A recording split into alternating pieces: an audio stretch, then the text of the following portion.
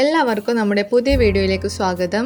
ഇന്നത്തെ നമ്മുടെ റെസിപ്പി കർക്കിടക മാസത്തിൽ ഉണ്ടാക്കാൻ പറ്റിയ നല്ലൊരു ഉലുവ പായസത്തിൻ്റെ റെസിപ്പിയാണ്. വെറും 4 ഇൻഗ്രീഡിയൻസ് വെച്ചിട്ട് കുട്ടികൾക്കൊക്കെ ഇഷ്ടപ്പെടുന്ന ഉലുവ പായസം നമുക്ക് തയ്യാറാക്കി എടുക്കാം. കാസർഗോഡിൽ ഈ ഒരു റെസിപ്പിനെ പറയുന്ന പേര് വീഡിയോൻ്റെ ഇടയിൽ ഞാൻ പറയുന്നുണ്ട്, അതുകൊണ്ട് വീഡിയോ മുഴുവനായും സ്കിപ്പ് ചെയ്യാതെ ഒന്ന് കാണണേ. ഇതിന് വേണ്ടിയിട്ട് 1/4 കപ്പ് ഉലുവ തലേ ദിവസം നന്നായിട്ട് കഴുകി കുതിർത്ത് വെച്ചത് കുക്കറിലിട്ട് കൊടുക്കാം.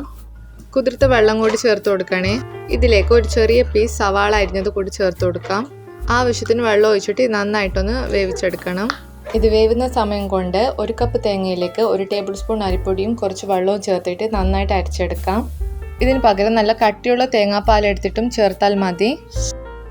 അങ്ങനെ 4 വിസിലിന് ശേഷം ഉലുവ നന്നായിട്ട് വെന്ത് കിട്ടിയിട്ടുണ്ട്.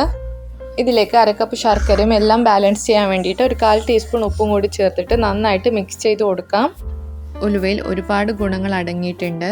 പ്രമേഹം കുറയ്ക്കാനും അമിതവണ്ണം നിയന്ത്രിക്കാനും മുലപ്പാൽ വർദ്ധിക്കാനൊക്കെ ഇത് നല്ലതാണ്. ശർക്കര പാനിയാക്കിയിട്ടും ചേർത്ത് കൊടുക്കാവുന്നതാണ്. ഇതിപ്പോൾ നല്ല ശർക്കര ആയതുകൊണ്ടാണ് ഞാൻ ഇങ്ങനെ തന്നെ ചേർത്ത് കൊടുക്കുന്നത്. ഇനി ഇതിലേക്ക് അരച്ചു വെച്ചിരിക്കുന്ന തേങ്ങ കൂടി ചേർത്തിട്ട് നന്നായിട്ട് ഇളക്കി കൊടുക്കാം.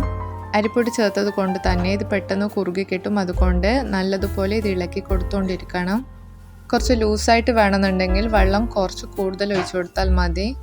കട്ടി കുറഞ്ഞതായിട്ട് തോന്നുന്നുണ്ടെങ്കിൽ ഒരു 1/2 ടീസ്പൂൺ അരിപ്പൊടി കലക്കിയിട്ട് ചേർത്ത് കൊടുത്താലും മതി. ഇത് തിളച്ച് വരുമ്പോൾ നല്ലതുപോലെ കുറുകി വരും. നല്ലൊരു ടേസ്റ്റിനും ഫ്ലേവറിനും വേണ്ടിയിട്ട് 2 ടീസ്പൂൺ നെയ്യ് കൂടി ചേർത്ത് കൊടുക്കാം. കർക്കിടക മാസത്തിൽ ഉലുവയെ നമ്മൾ പല രീതിയിലും പല രൂപത്തിലും കഴിക്കാറുണ്ട്.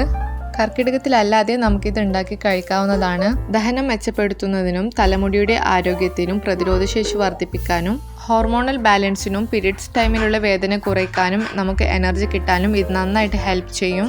ഞങ്ങളുടെ നാട്ടിൽ ഇതിനെ ഉലുവ മണ്ണി എന്നാണ് പറയുക. ഈ ഒരു റെസിപ്പി എന്തായാലും ട്രൈ ചെയ്ത് നോക്കണേ.